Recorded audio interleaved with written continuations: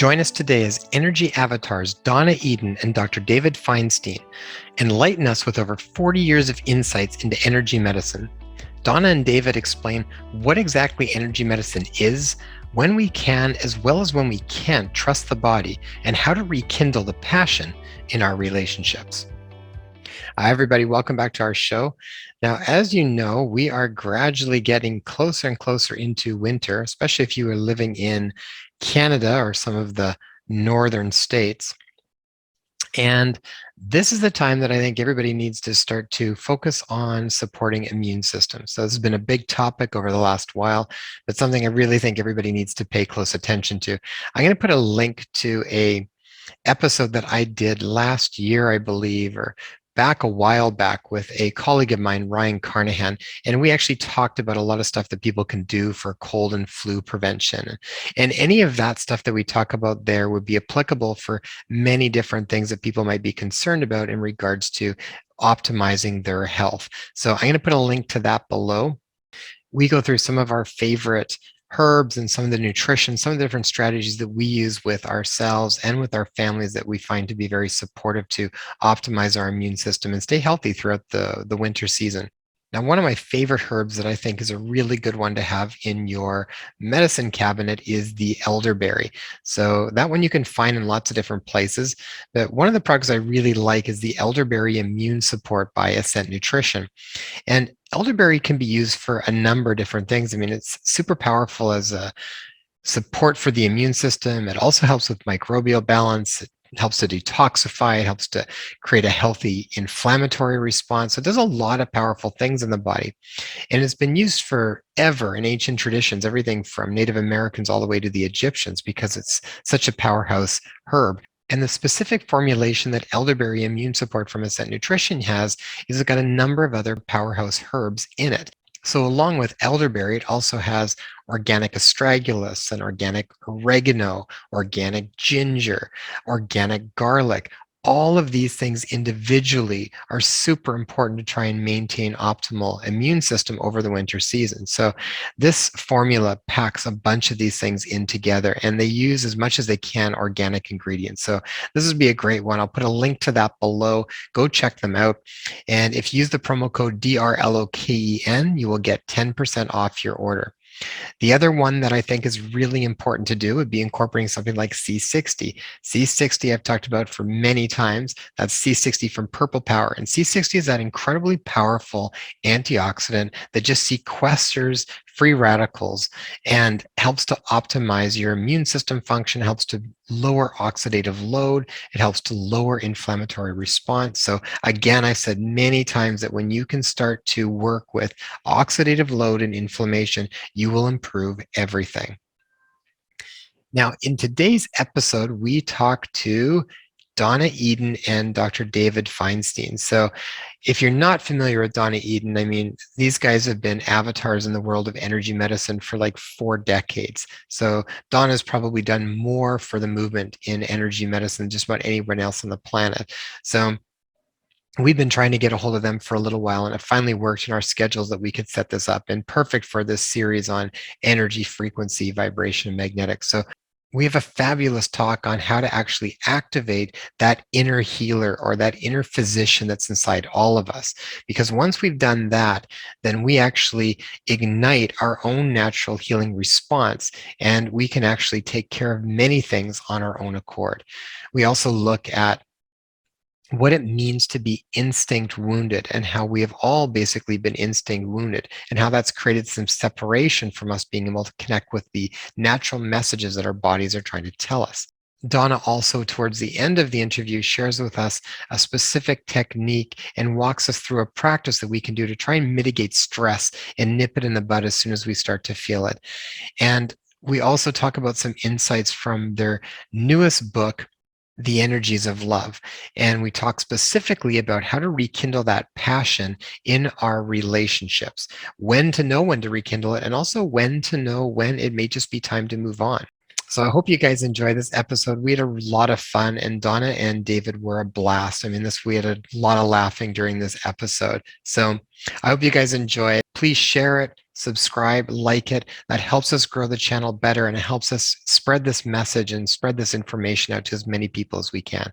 Thanks very much, guys. I look forward to talking to you soon. Bye-bye. Hi, everybody. Welcome back to the Inspire Health podcast. And today we have none other than Donna Eden and Dr. David Feinstein. And we're super excited to have these two energy avatars with us today.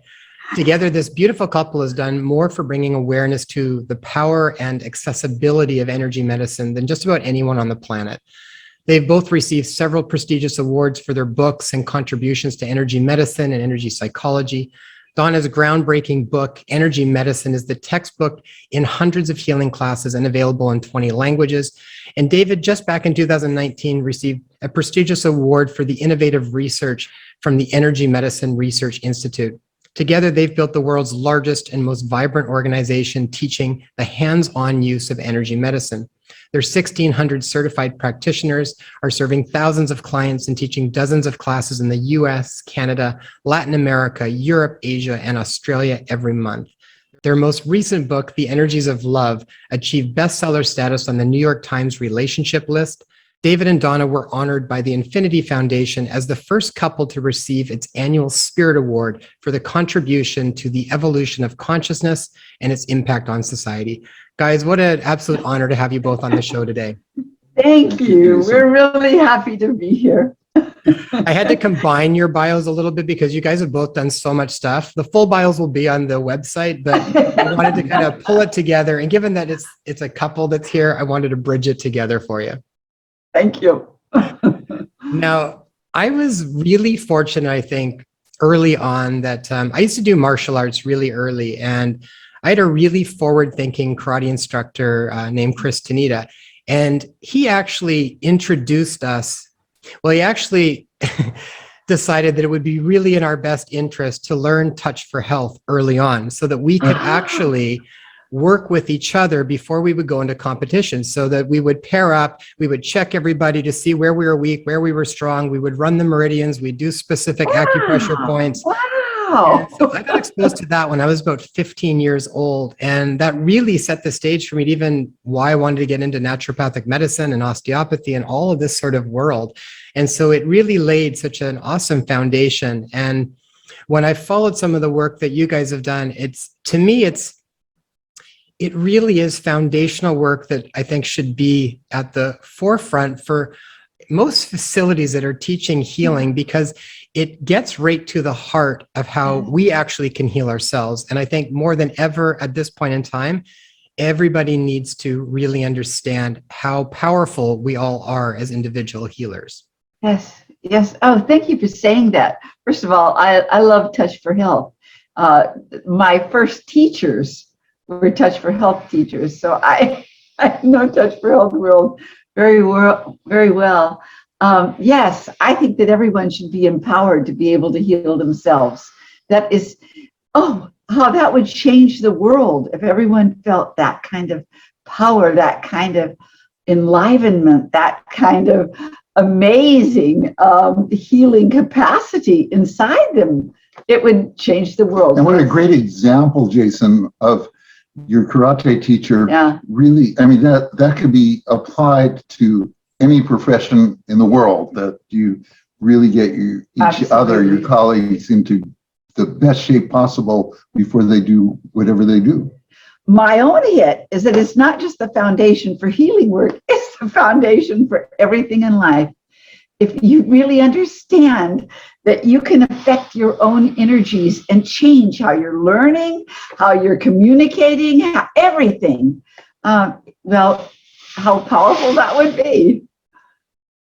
You know, that's so true, because I often find this, I mean, we've seen this in our own life in many places, whether it was something that was health related that we wanted to focus on. Once you start to work with that, you actually find that ripples out to just about every other area and facet of your life in some capacity. So it's really exciting to see you work on one area and that just spills over into almost everything else. It does. Yes, absolutely. I would love to just share with the audience, for people that aren't as familiar with your work, how did you guys end up embarking on this journey into energy medicine? Oh, well, let's see, there's a couple of different starts. The first one was I was very ill, and I had multiple sclerosis, and I was also allergic to everything under the sun. And so when I was trying to eat the things you were supposed to eat to make you healthy, they didn't work. They were like poisons in my body. So I had to figure out other things. And then my multiple sclerosis got worse and worse, and all my organs were breaking down. And I had asthma so bad, I had a hard time stepping out of my house without being attacked by the atmosphere around. And then I had two little girls, and I was told I was terminal by 5 different specialists, and that did it. Like I only know that I didn't believe it. I believed that, my mother had always said the body knows how to heal itself. Leave it up to the body. So that's what I did. That day, I began to experiment with my body on energy. And I found that if I put one hand on my hip and one hand on my knee, it took only about 3 minutes before the energy connected. And that's where my legs didn't work at all, were in my thighs. So I just kept going from there, on and on until I was well. And in the beginning, I didn't heal myself from multiple sclerosis, but I found that I could eat things I'd never been able to eat before. It's like you said a moment ago, everything touches into everything else. So all my allergies started going away. And then my asthma went away. And the last thing was my MS. And I could walk, and I wasn't having spells anymore. And it was about a 2-year process for her, but within 6 months, well, almost immediately, she could feel the energy changing. And within 6 months, she was much better. And within 2 years, she was symptom-free, and she's stayed symptom-free now for more than 40 years. So it seems like it's holding. Yeah. Yeah, I would say so. And David, what about you? How did you end up getting? Well, I got into this through marriage.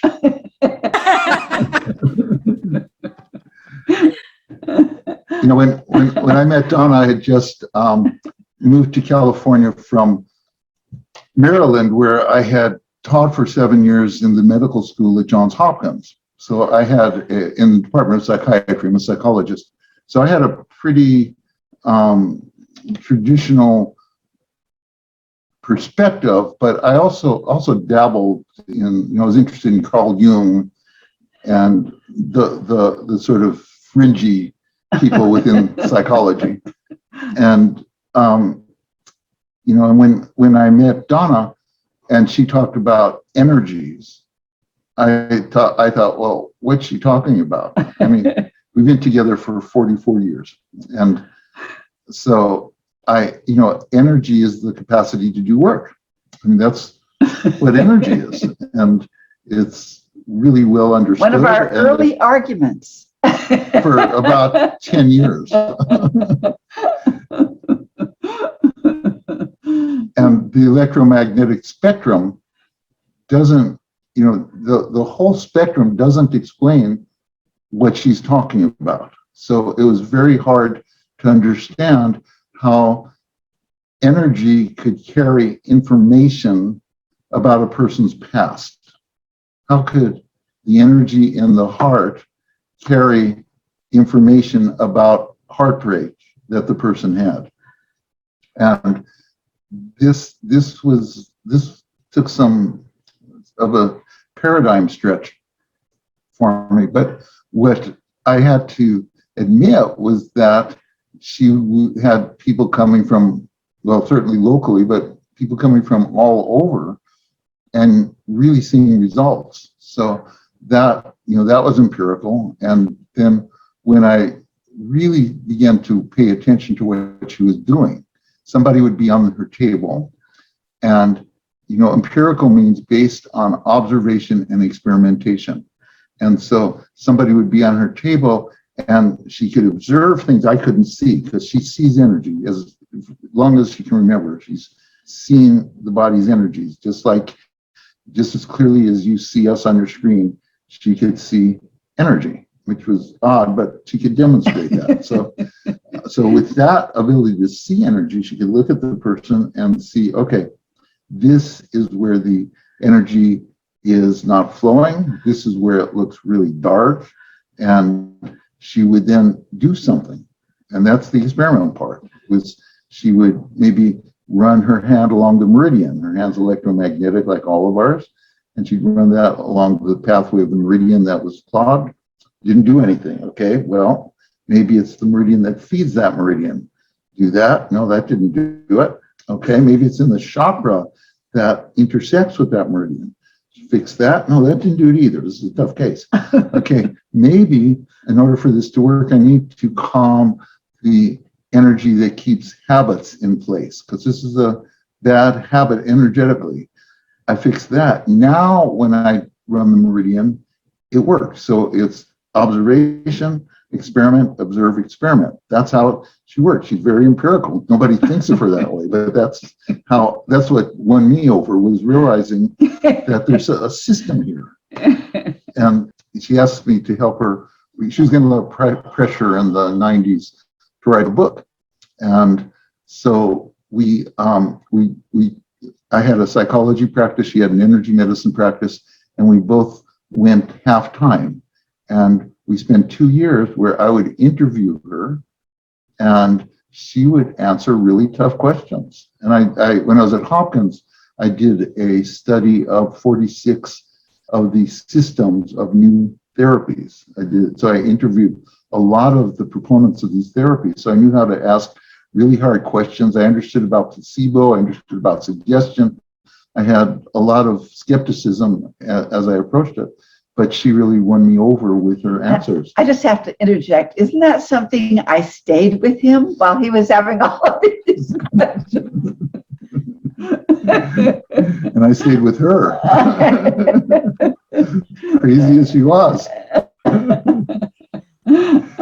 I love that. You guys are adorable. So for me, what happened was that after the book came out, that was when energy psychology was just kind of getting more known. And I first heard of it in a supervision group that I was running in Ashland, Oregon, that's where we lived at the time. And one of the people in the group, one of the therapists in the group, had run into this and got excited about it and was talking about it. And I thought, this is ridiculous. I mean, tapping, come on, what's that going to do?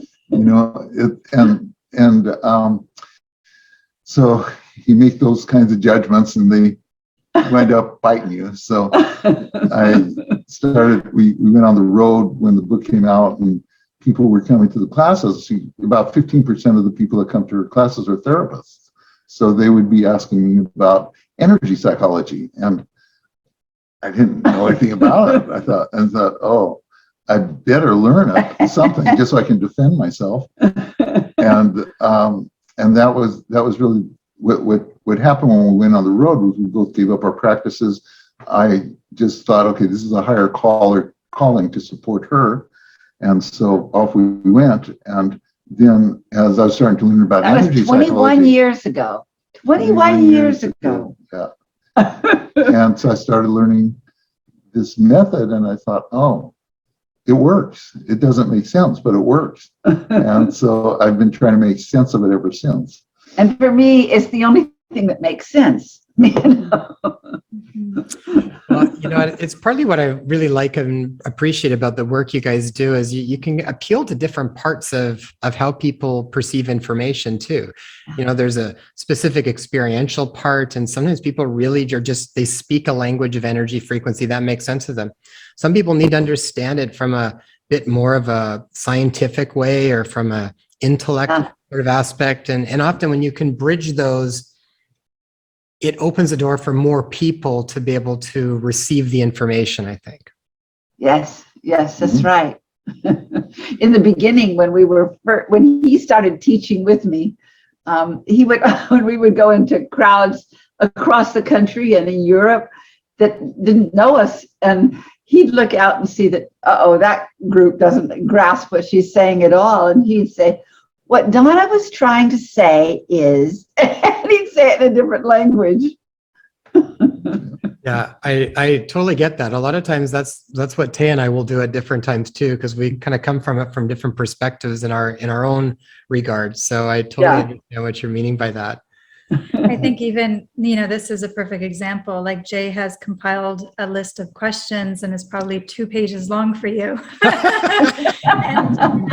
and I have your book back home, but we haven't brought any of the books. Well, not many of the books with us that we pack with us to come to Mexico. So when even in preparation for this, I listened to a few of your talks, and it kind of jogged the memory of what I felt within my own body on an experiential level. And that was preparation for me. Whereas Jay, very similar to yourself, David, is very intellectual. So he needs to get, all that information in order to, and it's great because again, it appeals to people on a different level. So however, which way people need to hear it or digest it, it is presented in both ways.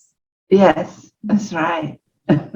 Why don't we jump into, you talked about energy medicine. We've been talking about that. Can you explain to people from your perspective, what do you mean by energy medicine?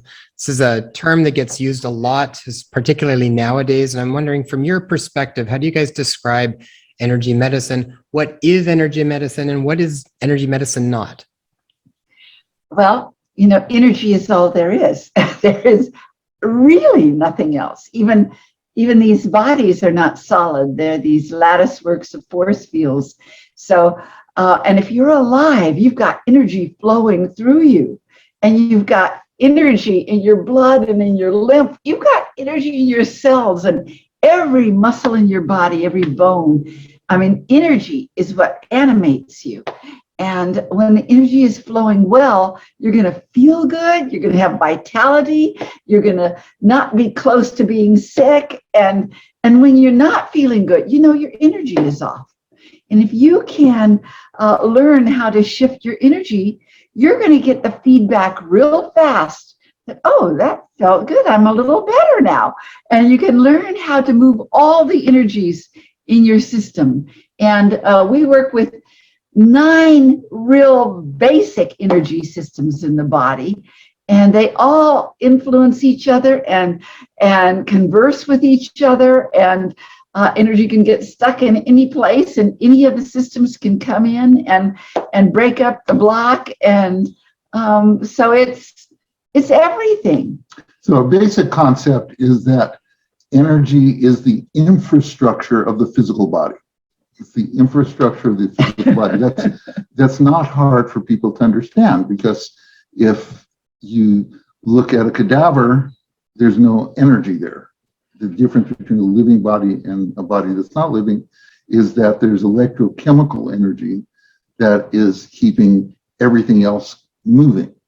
Now, and so energy medicine worked with those electromagnetic energies. It worked, however, also with other energies. So when Donna talks about 9 basic systems, she's thinking of the energies that move up and down the body, which are the meridian pathways, which were, mapped 5,000 years ago, and what's really and then the chakras, which are known in yoga tradition and the Vedic texts, and the aura, which is recognized in many religious traditions, and 6 others.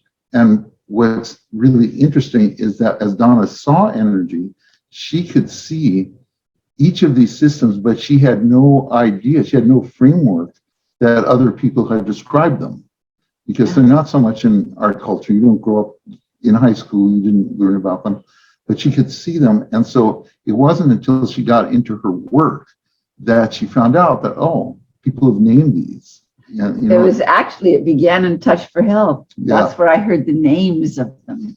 And learning how to energy test came from Touch for Health. Right. So energy medicine is a way of healing and also optimizing health that focuses in on the energies that support the physical structure. So you wouldn't do a diagnosis the way that you would in Western medicine. In Western medicine, you look at the symptoms and the symptoms kind of define the diagnosis, which is a generalization of the symptoms, and it may imply causes. But in energy medicine, you look at where the energies are not flowing. You look at where the energies are blocked or constricted in some way. And that's a very different perspective. So often people come to us saying, I have this illness, what should I do about it? And the answer is that there's not one answer, that we need to check your energies, because different energy signatures will maybe define the same illness. So a kidney failure might energetically be involved with the meridians, or it might be involved with the chakra, it might be involved in the aura. So you really have a very different kinds of maps than you have in conventional medicine. And the treatments are different, of course, as well. The treatments are to you're not treating the kidney per se. You're working with the energies that feed the kidney, or other energies that may be not even seem related to the kidney, but that there's a kind of a domino effect. Okay. I think that's well said. One thing you guys did mention was around blocked energies. When we talk about blocked energies, why does someone energy get blocked? What would be some of the roots to where these things might start? And then I know the work that you guys do works with trying to unblock or to get the smooth flowing back again. But why in the first place do some of these things get blocked? What have you come across? Life. Yeah. It is that. It's like it could be somebody else's negative energy that impacted you. It could be some toxins in your food or in the air you're breathing. It could be from anything. From it, like yesterday, we were here in this place, and I felt allergic to something. I didn't know what it was, but we put on the air filter and it went away. But that was stopping my energy from flowing well. I mean, and if you begin to be conscious of that happening at any time, you'll know what to do. Now, normally I would do something to myself, but we had an air filter in the place, so we turned that on. But stress is probably the single answer that fits the most number of situations. That the stresses of daily life, in the same way that you have to reboot your computer from time to time because it accumulates. It's just kind of a wear and tear situation. It accumulates, and you reboot it and it frees it. In a way, an energy medicine session, or even what Donna calls the daily energy routine, something that people can do every day to keep their energies at optimal flow. All of that, what he said, is absolutely true. But I'm going to say one more thing. I believe at another time in history, we were able simply to move our energies, and then we were okay again. I think energy medicine is, the ancestors of energy medicine kept us alive as a species. And it was easier then than it is today. And the reason why is because we have so many man-made energies now that your energy has to contend with. And we didn't evolve with that kind of energy that's unnatural. So now we've got to teach our bodies how to deal with those unnatural energies so that we can really thrive and literally evolve our energies and our bodies so that they can hear different things and know that, like so many people have autoimmune illnesses, and that comes about because the body no longer knows what is dangerous and what isn't, because we have too many things that we didn't evolve alongside. And so what I see in our work is how many people are evolving their energies. They are doing it. They know that how to move stress out of the way, but then how to bring in, like underneath the stress levels are an energy that we call the radiant circuits. They are the circuits of joy that often don't come up to the surface because there's too much stress in our body. So if you can move the stresses out, then the radiant circuits come up, And that's what we need now more than ever, and far more than the fight, flight, or freeze response to things. We need to know that we are safe and that there is abundance everywhere. We need to know all of that gratitude and gladness and appreciation and all of that comes up to the surface. And suddenly the body handles the stress on its own. I love that. I love the radiant circuits. Yeah, me too.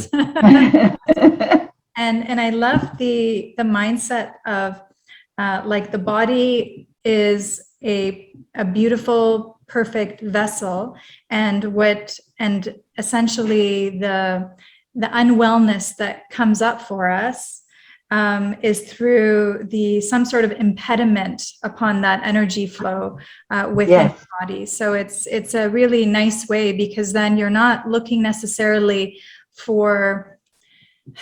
you're not looking at yourself as something that is flawed or sick, right, or prone to illness, but you're looking at, what is going on? What is impeding my ability to be whole and complete and happy and thriving? So I just love that outlook on the state of our well-being. Well, it's just such an empowering way to look at things. It lets us know, I mean, a couple of things, even when you talked about the radiant circuits, I mean, I fundamentally believe that almost anything that's man-made can't really hurt us too much if we are able to connect into that radiance. To me, I feel like the fire of the heart kind of takes care of almost everything if we can genuinely connect to that. And a lot of the work that you're doing, whether people are completely aware of it or not, they're connecting back into that inner physician, we would have called it back in osteopathy, or that inner healer, which is so much more abundantly wise than the intellect is anyways, and has probably absolutely infinite possibilities on how it can heal well beyond what we could ever sort of intellectually in a linear mind figure out. So it's surrender that's got to go with the process of that in order to open up to all the different possibilities that are available to us.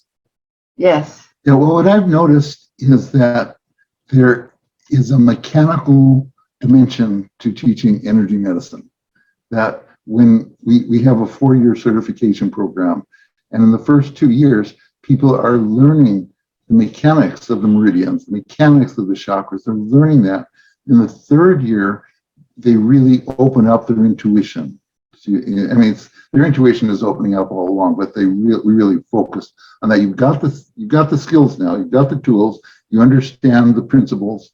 Now go deeper. Now go deeper into yourself, into your inner, not self-healer, but your inner physician that can really help others. And it's amazing how the connection between the client and the practitioner provides a bridge it makes you smarter as the practitioner. There's information that is available to you that in some way the client's energy is feeding to you, that you don't have access to it until you're in that healing relationship.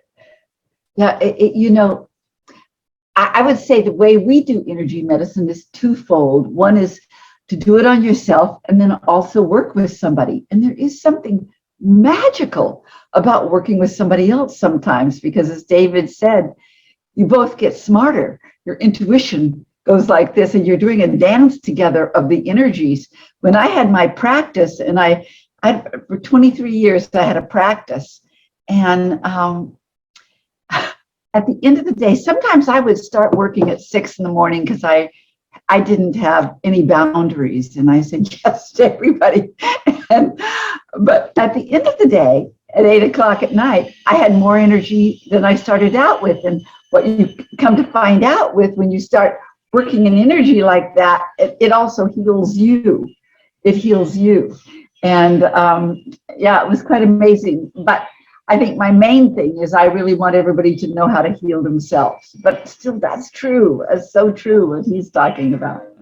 David, I found really similar when I was doing osteopathy. And in osteopathy, I mean, for the first 4 years, you're basically learning how to put your hands here, what to feel, what it's supposed to feel like, how to kind of, it was very mechanical, and it needed to be, because we needed to have some kind of framework for what we were doing. And then I remember once you kind of hit the last year of it, in our 5th year, it was a lot less of trying to figure. At that point, you've gotten a feel, there's a certain knowingness in your hands and in your body. And then at that point, it's much more, you kind of then just, there's more of a dialogue with the person's body. That's really what it feels like. You're just having this open dialogue, and you're sort of being guided in a lot of places. And but I do think the structure was really helpful for the first while, because it gives you something that then you can keep growing into. One thing in your book, Energy Medicine, that I want to mention, because I think this is really important, is I was reading through it, and it said, we have all been instinct wounded. Becoming civilized is to a large extent learning not to do what your body wants you to do. I feel like that's really profound and really important. And I'm wondering if you can elaborate on that a little bit. And why have we become so disconnected from what the body's messages are telling us? Well, I'll start, but then you're going to jump in. See, I mean, we in a community, in a world, in a culture, that I think that they decided somewhere along the way that we all have to follow the same rules. And if we all follow the rules, we'll be safe. And somehow we bought all into that. And the truth is, you got further and further away from yourself, from those instincts that would save your life. I just saw on the news about somebody who had been out in the woods, and I don't know if it was in Poland, because they can't get across the borders there. And this person had been pregnant and out in the woods in very cold temperature for too long, and they did not even know how she was alive.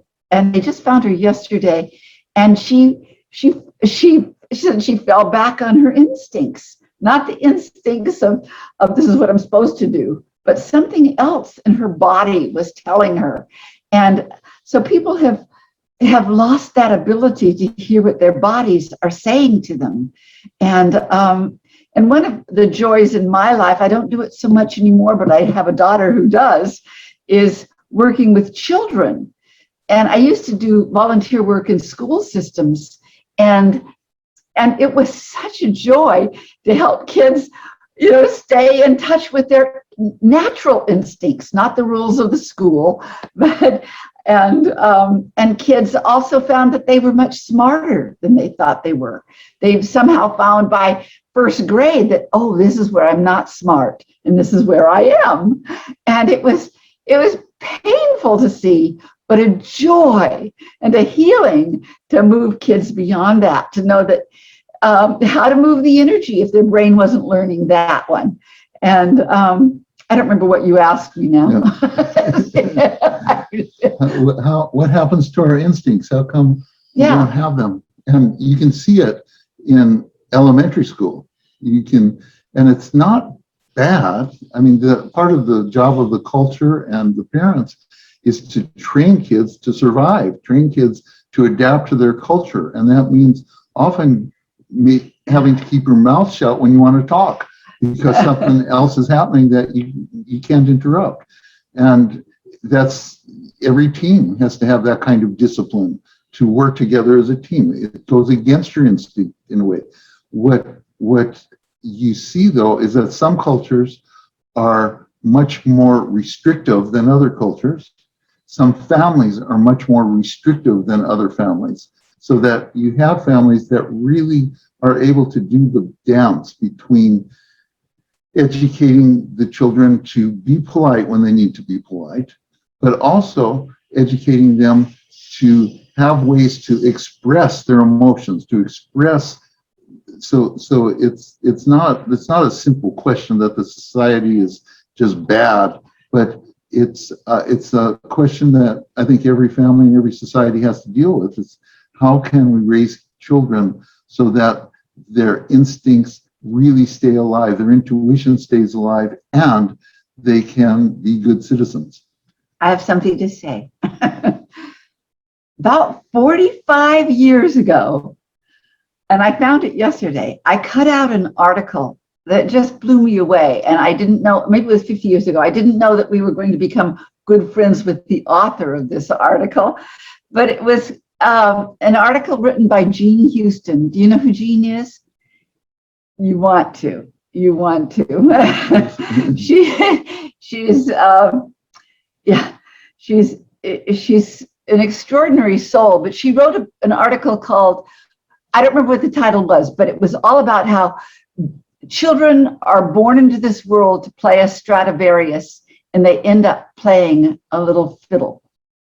And that because their instincts are so deeply wounded, and their belief in themselves, and their knowing how to hear what their higher selves are saying or their bodies are saying. And it's What was one of her first books on human? The Possible Human. The Possible Human. And she's really known as the founder of the human potential movement, and in the 60s and 70s she was particularly well known. I think that's such an important topic to, maybe we'll do another one at some point. We'll do a series on parenting and sort of round that concept out, because there's so much stuff into that. It's such a big topic. But I feel like what I've seen kind of clinically over the last over 2 decades has been that when people are not listening to that sort of the body wisdom, when the body's telling them something, but then they keep sort of rationalizing a way out of it, that often creates the most stress on their system. And I feel like that's almost always at the root to most of the disease and illness that person deals with. And that's usually where you see the most profound healings, is when there's a recognition of what the body's actually saying, and then a reconciliation, and then a follow through with that. When they're able to really feel that, usually there's a lot of emotion that comes up. And then if they're able to then act from that place, I usually find that spontaneously opens up tremendous healing in the body. Exactly. We just had an experience with somebody who works for us who got tongue cancer. And then where was it? Somewhere in her throat. Mm-hmm. But the point is Western medicine put her on, was going to have her do radiation and chemotherapy, and it was really, really bad and could be fatal. And instead, she took 2 months to work with energy. She actually did energy psychology mostly, and it all went away.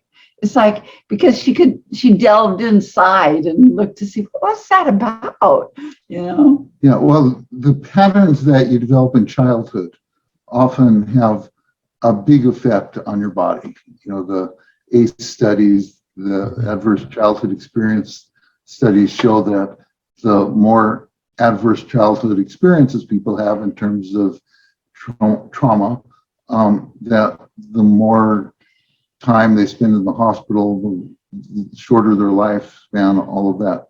So with this particular person, she was, she has this really aggressive cancer, and there's no reason in terms of her environment. She wasn't a smoker. She wasn't around secondhand smoke. And, but when she was, what happened was that she was kind of blaming herself for getting cancer. And she knew it wasn't rational, but she was still blaming herself. And so I had her go back in time to one of the first times that she was blamed for something that wasn't really her fault. And she had a whopper. She had when she was a little girl, she had something terrible had happened, and everybody was blaming her. And if she told what really happened, it would have cast a really negative light on another family member, and she just swallowed it. And so as we began to work, that swallowing became a pattern, that she would swallow difficult truths. And so sure enough, in her tongue and her throat, there is this growth that happens. And so we, as we began to work with that, it was like these discoveries. And suddenly she's not blaming herself. She's just getting the bigger picture of what might have happened. And then we go in and have her visualize the cancer, and it's all murky and black and cobwebby. And we have her do the tapping, the energy psychology, and over 2 weeks, it went from really dark and black to, I only saw her twice in those 2 weeks, but I had her doing the tapping every day and the visualization, and went from the darkness to being totally clear. And meanwhile, she when I first started working with her, she was still on radiation, but it was destroying her, and she just decided that she couldn't keep doing that. So she quit it. So she didn't have any medical intervention going on, and then after it was all clear, she went for a CAT scan, and the cancer had 50% shrunk, and the doctor didn't understand why. Then we worked just a little bit more, and then 3 months later, they had her come in for another CAT scan, and it's completely gone, completely cancer-free. She goes to high five the doctor. The doctor says, I didn't do anything. I don't know what happened. And she said, well, I know what happened. So it's complicated. All these forces play in, but you get to work with the energies, you get to work with the history, you get to work with the imagery, and it really can begin to turn around very serious illnesses. This is not a one-time shot. This is something that you can't count on it every time. Some people are too far along. There's all kinds of factors, but often you can, like Donna's MS, it was, like she said, 5 doctors had told her you have maybe 2 or 3 years to live. It's just progressing in a way we can't stop it. And she stopped it. But the point is that I want to say, yes, it's complicated, but it's also simple. It is also so simple, and the body knows how to heal. And if you can tap into those forces, those energy forces, I mean, miracles happen, and they really do. And so I love energy medicine. I love it. It's so interesting because based on your approach, and you were speaking of, using meridians and chakras and looking at aura, there is an understanding that when something comes up, that, it's the body's way of trying to communicate with you, of trying to say, hey, look what's going on here. Look at this deep wound. Look at something that you haven't really been looking at. Look at this thing in the subconscious that you've pushed so far down that now, it's stuck in the throat and you need to look at it. So there's this innate desire for healing. And I feel like this was a big part. My background was in psychology, and this was really missing from Western psychology. And when we took a workshop with Peter Levine, he was the first one within the body of Western psychology that I actually heard someone say, there is this innate within you that wants to heal, that is always there trying to guide you to that place of wholeness and health.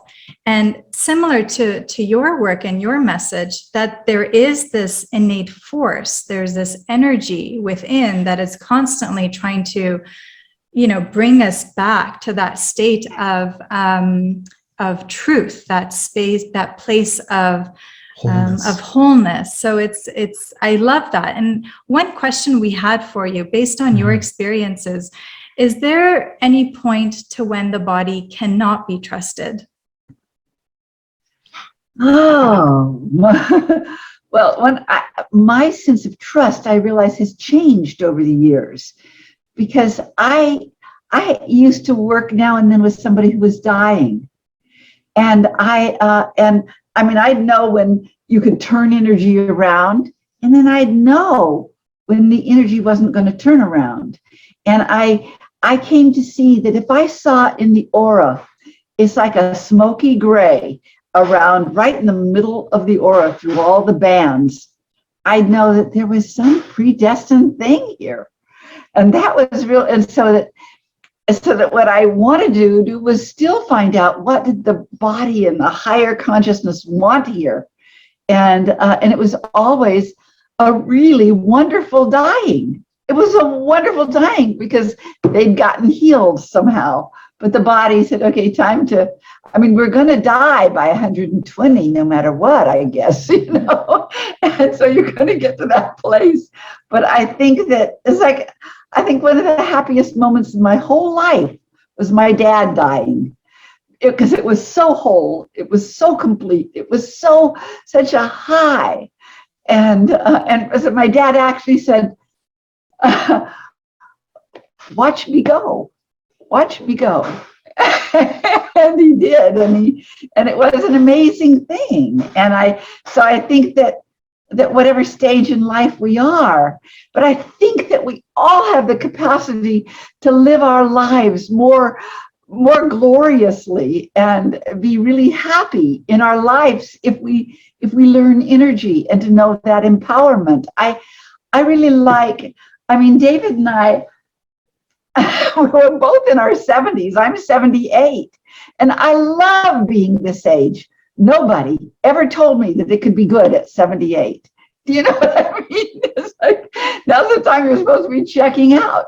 No, I turned everything around. I've turned it around at least 3 times where I knew, okay, my body is set to die. It knows how to die, and it's going to do it if I don't turn it around.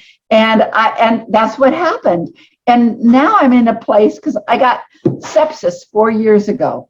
And it was one of those, we were speeding through Europe, teaching classes all over. I didn't have time to pay attention, so it can happen to all of us. And so my body was in the dying phase, and I knew it was going to do it. But when I stopped, at first it was the process of stopping it from going that route, and I could. And I also feel like there was some energy that came in and said, this is right, you're not supposed to check out yet. So if you check out, it's before your time. And so, I stopped, so I let the energy start healing. But now I'm at a place I think I don't know the words for it, but you get to a place of when you turn it around and then start healing. I'm going to get to live longer than it was originally programmed. I'm going to live much longer than it was originally programmed. And I'll just tell you something. Years ago, David and I went down to teach a class in Costa Rica where they had a longevity center down there, because it was taught in one of the I don't know how many zones there, one of the blue zones in the world where people live so long, well over 100, and it's natural. And so they were doing all of this research there. And one of the things they found out is that if people think, it's in my ancestry, everybody in my family dies at 84. Well, they will too.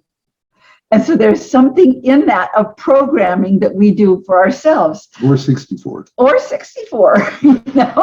And but if you then they can take those people and reprogram them, and they would find that they really did live longer to wherever they programmed next. So there's still so much to learn, but I never get to the end of what I'm learning in energy, and that is the biggest part of my world. Is not that I'm talking to humans, but I still see everything through that lens of energy, and it's thrilling, and I think that it can be for every human being on the planet. To the question of, can you always trust the body?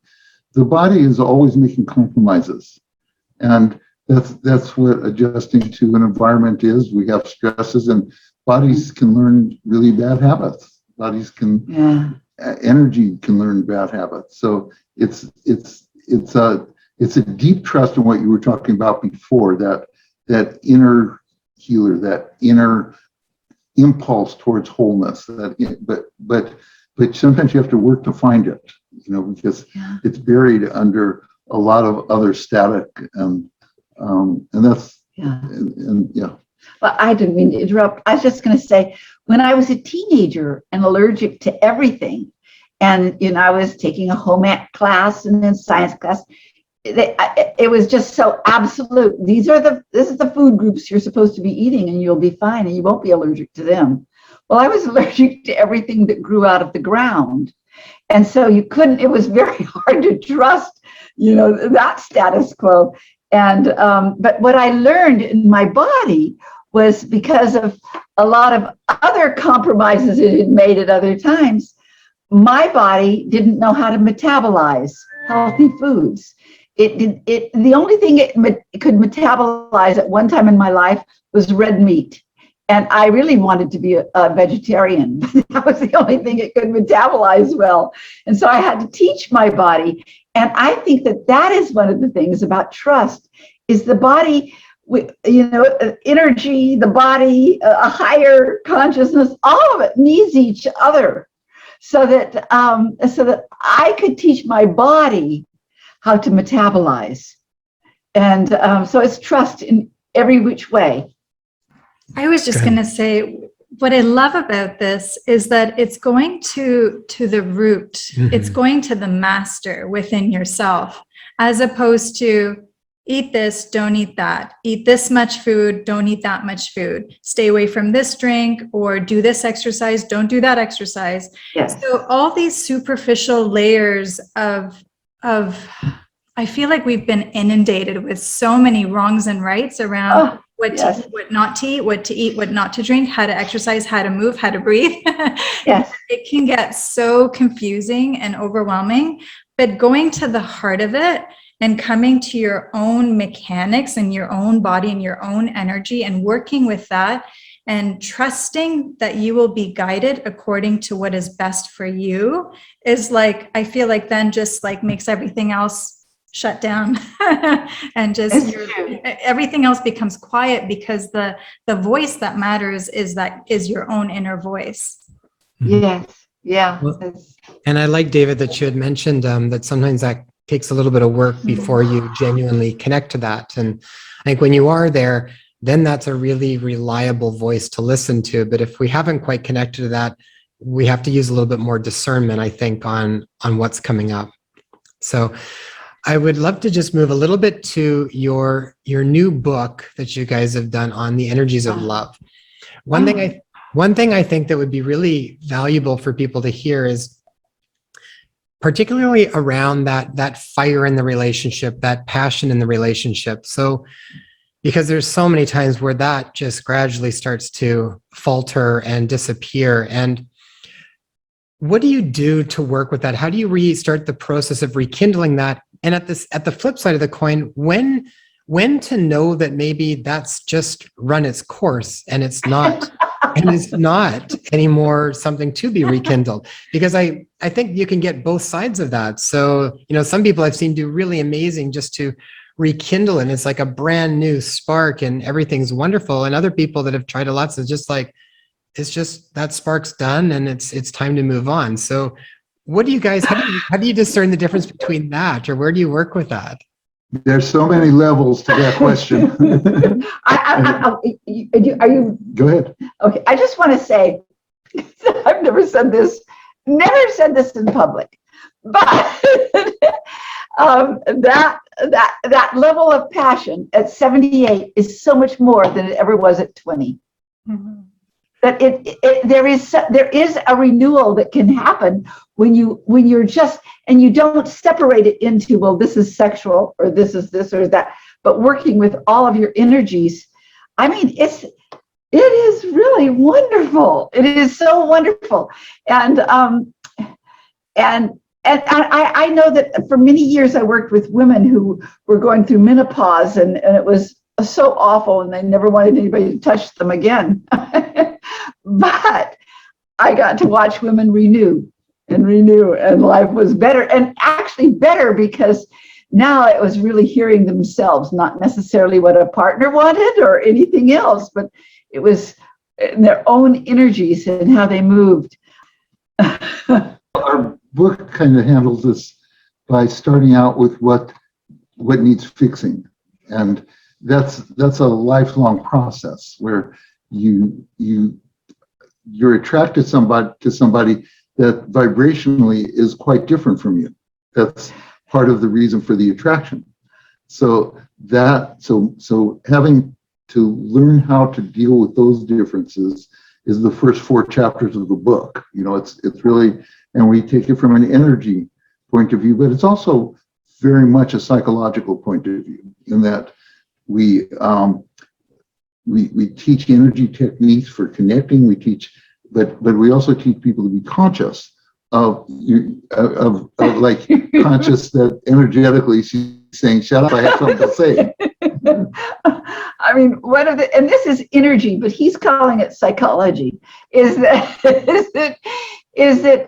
all human beings have different ways of being in the body energetically and with other people, and your senses are all very different.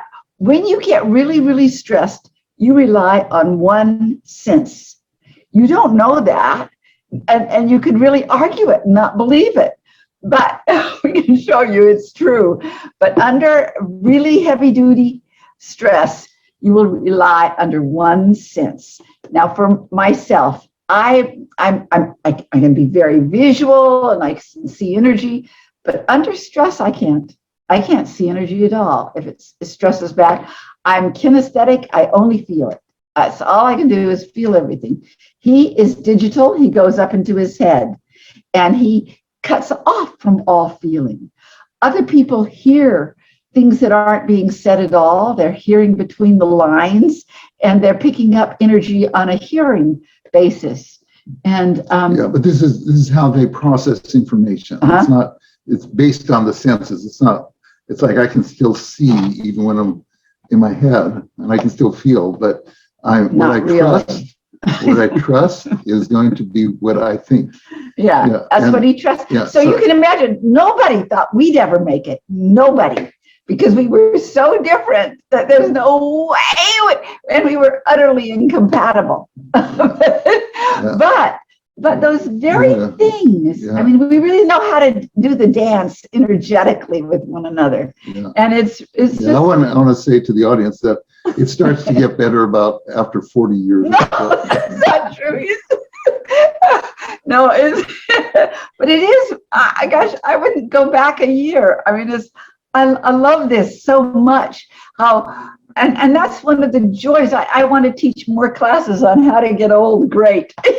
How to really relish this, because you do have more access to your energies, because most, at least in our culture, kids and teenagers and adults, they're not as much access to themselves as they do to, well, what am I supposed to do, need to do, got to do, have to do within this time frame, all of that stuff. And when you get free of that, you really come back to yourself in every which way. And yeah. So back to your question. So the first part of the book is really dealing with the differences in your vibration. The second part is dealing with your attachment style, with all the things you brought into the relationship from your past. And we really emphasize the tapping, the energy psychology for dealing with those.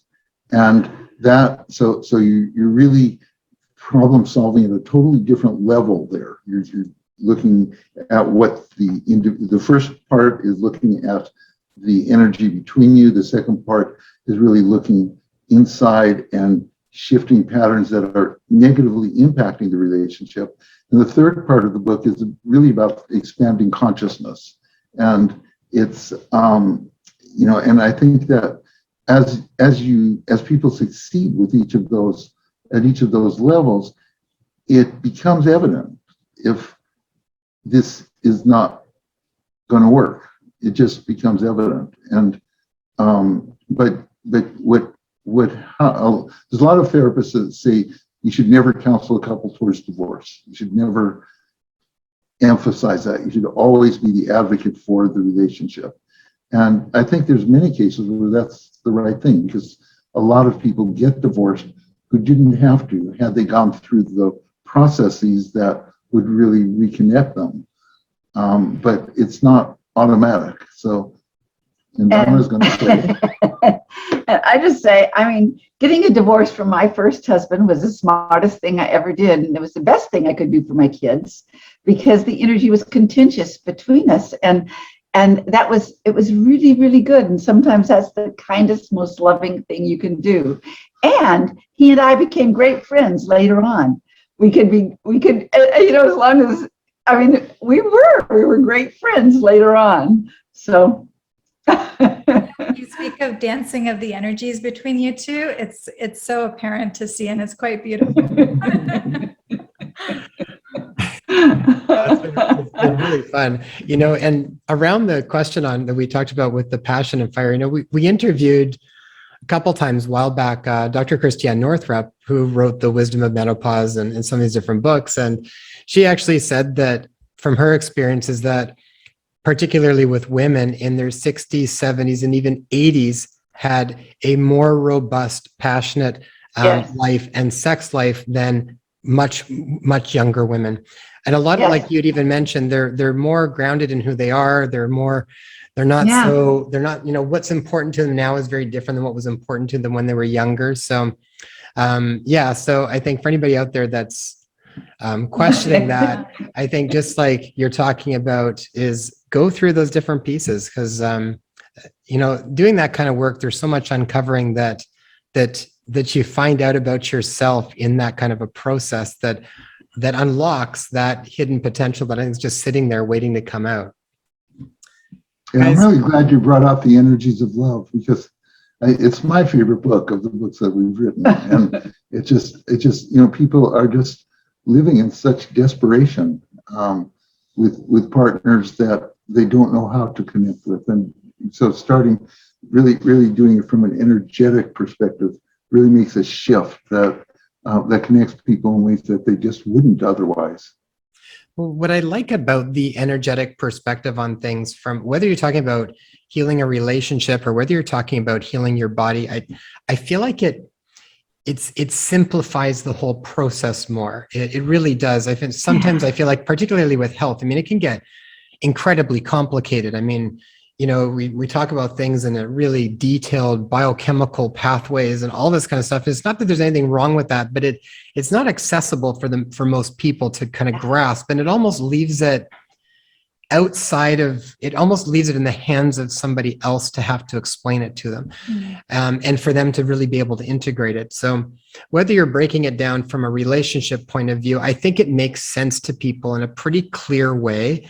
And it's just like, oh, okay, well, yeah, that makes sense. I feel like that's kind of the relationship with it. And then it seems like it's a lot more doable, right? Yes. I just throw one more thing out about differences in people. There's I'm really into the 5 elements too, because although I think of them as 5 rhythms, because it's the way your energy moves through you and makes you different. The Chinese 5-element theory. Yeah. But there is no way on earth you can blame anybody, really blame anybody, if you get their elements and their sensory systems down. It's all energy. It's about, and it's, I think it was preordained by who knows what, but preordained that like being with David, if I'd have left him early on when I should have,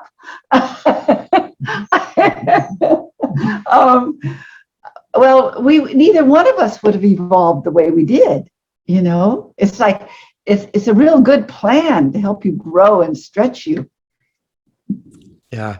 Oh, and I love the 5 elements because it's all based on nature. And it really gets people to come back to a natural law or a natural way of living. That's right. That's right. Like that is the natural rhythms probably that you're feeling from it. Yes. It just moves from one into the other. You can't have one without any of the other ones. Yeah, that's right. This is not better than this. It just might be some balances. That's right. Guys, I know we are coming up on time here. And if you guys are up for it, I'd love it if you could just walk us through whatever process or little mini session you think would be beneficial to help people that are dealing with fears and worries that seems to be abundant right at the moment. I think anything that helps to settle that down in people's nervous system. I mean, that has to come down before we even open up to being able to start to heal. So anything that you think would be of benefit. David. First, I want to say, since we probably don't have time to go through the whole thing, the daily energy routine, where do they find that, David? It's on YouTube. If you just put in Donna Eden Daily Energy Routine, You'll get official. What I'll tell you about that, and then I'm going to lead you through some things. What that does is one of the things that confuses energy is energy gets scrambled, or it will literally start going backwards when you've got too much stress. That's why you can't think your way out of a paper bag sometimes. Everything gets muddled, and you aren't grounded anymore to the earth, and all of these things throw your energies off. So that daily energy routine, which won't take more than 6 or 7 minutes, well, it'll start healing you on its own, because it straightens everything out so that your body can simply respond to life in a new way and not with any kind of reaction. So I want to say that. Where is the best place for everybody to learn all of the different contributions you guys are doing? I mean, you guys run courses, you've got your own things together, you've got your own things separately. Where are the best places for people to learn the different work, and where can they go and sign up and get more of the one-on-one information from you guys? EdenMethod.com. And energy medicine. Eden Energy Medicine. They're a little bit different. Yeah, but they're one's the old site, and we're migrating to Eden Method, but the other one still has a lot. Yeah. So you could look for learnenergymedicine.com.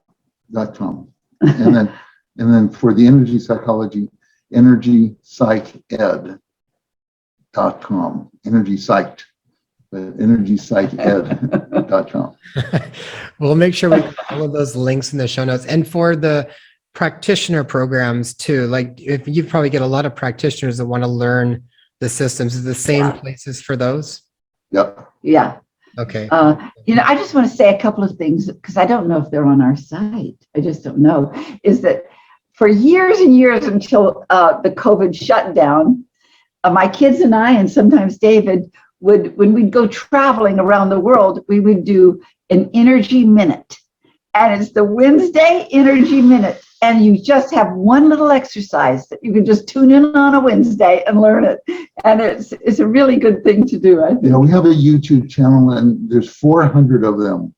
400 energy minutes on the YouTube channel. And when we've been somewhere else in the world, it is amazing how people that you've never seen before in your life will come and say, "Oh, have you come here to do the energy minute?" Because we'll say, "And this is from Dublin, Ireland," and some people we come here to do the energy minute, and then we always do, of course, because somebody wants it. I love that. I love the energy minute. That's great. Well, does people just need like something, like something simple, something small that they can actually do and then feel inside their body what takes place. I mean, that's the knowingness once they have the actual experience with it. Okay. Now I'm going to show something on David. Okay. But first I'm going to say, everybody out there probably remembers when they've thrown their hand up to their head, said, "Oh my God," or something like that. I think our ancient ancestors must have done that, because they knew if they put their hand up there, but simply held it there, they would draw the blood back up into their forebrain to be able to think again. Because when you get stressed or shocked, that fight, flight, or freeze response draws the blood from your forebrain into the body to act on stress, to beat somebody up or run away. And so if you want to think again, you put your hand on your forehead and draw it back up. Okay? And just keep it there. Don't take it away. Take it there till you go, "Oh, I feel better. I feel better." You can also put one hand on the back, because there's some points on the back of your head that govern fear. So if you hold them both, just take a couple of deep breaths. You also release your vagus nerve, and so your parasympathetic nervous system will relax. But I'm going to show you something else that happens to you. Okay, I'm going to energy test David so everybody can see. And I'm picking something that I know he needs right now. So Okay, he's very strong. I'm going to smash his nose. You'll see he loses energy. And what that's about is there is a meridian that runs up the front of the body and goes to the very back of your throat and connects up with a meridian that goes up the spine. And they connect at the back of your throat, central and governing. But for most people in our culture, it doesn't connect, because if people are staying up in their head, it stops there. And for people who live more in their body but aren't in their head, it'll stop in their body. But when it doesn't connect, then you don't have benefit to all of the energies that would keep feeding you information and set you free. And so I'm going to have David and everybody out there in the world put one finger in your belly button and push in and pull it up. And the other one at in between the eyebrows, the third eye. Push both up and pull up. And it might make you take a deep breath. And if it doesn't, just breathe anyway.